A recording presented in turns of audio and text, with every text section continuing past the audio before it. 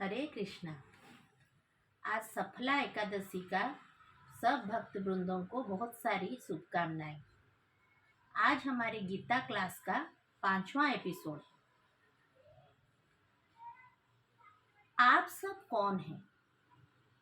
आपका नाम जो परिचय है, आपका जो आधार कार्ड में आपका नाम है या आपका सर्टिफिकेट्स में जो आपका नाम है, क्या आप वो हैं? अगर आप वो हैं तो जब मौत हो जाती है तो वो जो नाम वाला जो शरीर है वो वैसा ही पड़ा रहता है, लेकिन उससे जाता कौन है कि उस शरीर को मृत घोषित किया जाता है। मृत मतलब क्या? मृत्यु मतलब क्या? जब शरीर में चेतना शक्ति नहीं होती तो वो मृत्यु होती है। तो आप सोचिए, क्या आप ये निर्जीव शरीर हैं, हाड़ मांस का शरीर है, या आप वो चेतना शक्ति है जिससे ये शरीर चंचल रहता है और सब कार्य करता है। आप थोड़ा इसके बारे में सोचिए। लेकिन हम सब अपने शरीर को भ्रम में अपना परिचय मान लेते हैं। मतलब हम मानते हैं कि ये जो शरीर है ये हम हैं। तो इसके बारे में गीता जी के सांख्य योग में 2 अध्याय जो सांख्य योग है उसके 20वां श्लोक में इसका वर्णन किया गया है। मैं वो आपको पढ़ के सुनाती हूँ, फिर इसके बारे में हम आलोचना करेंगे।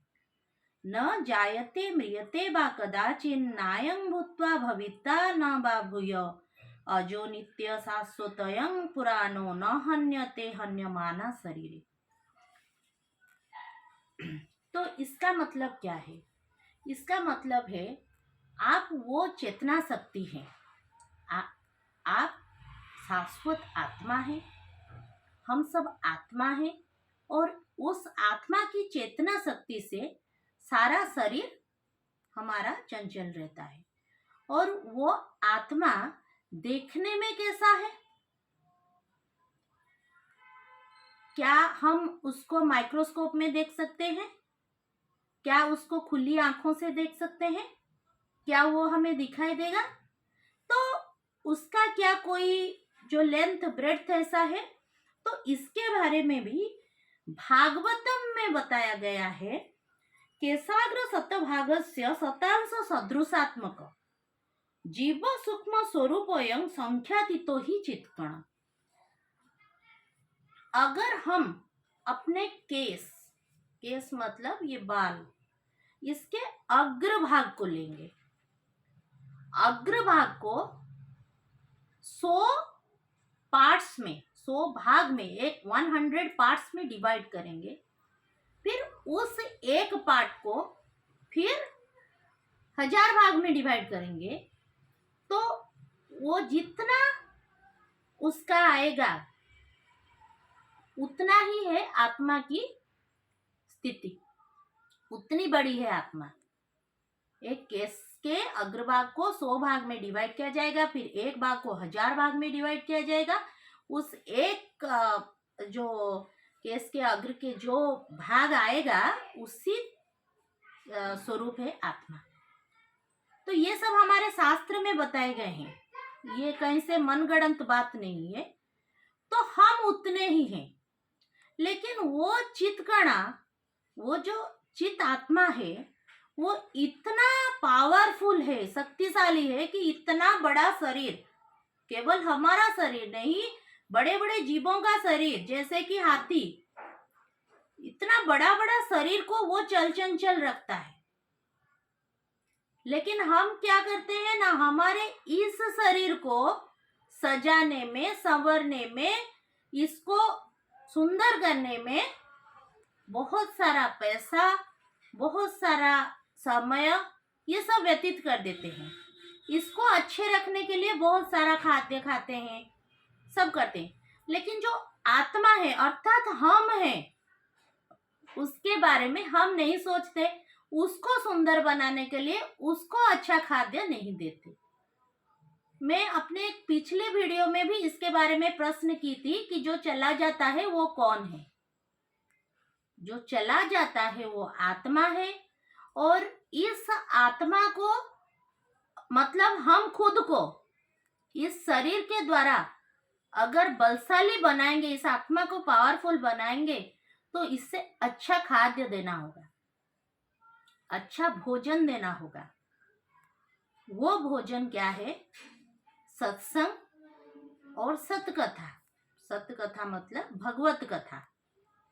तो अपने शरीर को तो आप शक्तिशाली बना ही रहे हैं, लेकिन अपने आत्मा के बारे में थोड़ा सोचिए। अपने आत्मा मतलब आप खुद के बारे में थोड़ा सोचिए, और ये याद रखिए कि ये शरीर जिसके ऊपर हम सारा ध्यान हमारा दे रहे हैं जिंदगी भर, इसको छोड़कर एक और राज्य को हमें जाना ही है, जिसके बारे में मैं आपको नहीं बता रही हूँ, ये बता रहे हैं हमारे ग्रंथ। भगवत गीता में है, भागवतम में है, बहुत सारे, लेकिन हम अपने ग्रंथों को नहीं पढ़ते, नहीं जानते। हम ये जो मैटेरियलिस्टिक दुनिया के जो सारे बुक्स है, इसका ज्ञान हम लेते हैं। इसका ज्ञान हमें इस संसार में रहने के लिए आवश्यक है। हम फिजिक्स पढ़ेंगे, एस्ट्रोनॉमी पढ़ेंगे, मेडिकल साइंस पढ़ेंगे, इंजीनियरिंग पढ़ेंगे, ये तो सब हमें आवश्यक है। किसके लिए? ना इस संसार में चलने के लिए। लेकिन वो जो कस्मिक संसार है और एक दुनिया है, इस शरीर को छोड़कर जाने के बाद आत्मा की जो दुनिया है, इसकी जो ट्रैवल है, ये सारे बात की स्पिरिचुअल साइंस वाला बुक हमारे शास्त्र हैं। फिर आपको निवेदन करती हूँ कि शास्त्र को पढ़िए और इसके बारे में जानिए। ये वाले सब जो आत्मा और शरीर का तत्व, ये आपको भगवत गीता में ही बहुत अच्छी तरह से भगवान जी खुद अर्जुन को समझा रहे हैं सांख्य योग में। और गीता पढ़ने से आपको सब कुछ ज्ञान प्राप्त हो जाएगा। तो कम से कम आप गीता का अध्ययन शुरू करें और अपने जीवन को, अपने जो ये मानव शरीर हमें मिला है, इसको सार्थक बनाएं, अपने आत्मा को पुष्टि प्रदान करें और अपने जीवन को सार्थक बनाएं। इसी बात के साथ, इसी कथा के साथ मैं आज की इस वीडियो को विराम देती हूँ। आगे के वीडियो में हम और ज़्यादा इसके बारे में डिस्कशन करेंगे। तब तक के लिए हरि बोल, हरे कृष्णा।